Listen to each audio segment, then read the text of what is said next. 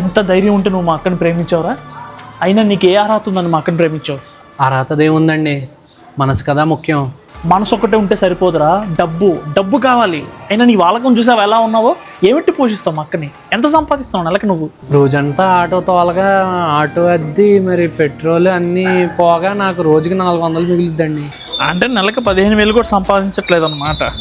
ఈ flat EMI నువ్వు కట్టాల్సి వస్తే నెలకి 25,000 కట్టాలరా నువ్వు. కావాలంటే రాత్రిపూట కూడా ఆటో తోలుతానండి, ప్రేమగా చూసుకుంటానండి నేను.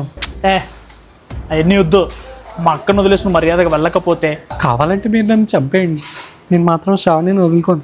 అయినా నిన్ను చంపితే నాకేం వస్తుందిరా? నీ ఫ్యామిలీని వేసేస్తా. వద్దండి, నా వల్ల పెద్దవాళ్ళు ఇబ్బంది పడకూడదండి. నేను భీమవరం వెళ్ళిపోతానండి. భీమవరం? నా సొంత ఊరు భీమవరమేనండి. అంటే మీరు ఏమిట్లు? మేము ఆయిట్లేనండి. ఏంటి మీరు మా ఇట్లా? అవునండి, ఏదో టైం బాగోలేక ఆటో నడుపుకుంటున్నాను. బావ నువ్వు ముందు ఆ బట్టలు ఇప్పేసి. ఎందుకు? పెళ్ళి కొత్త బట్టలు పెట్టాలి కదా బావా.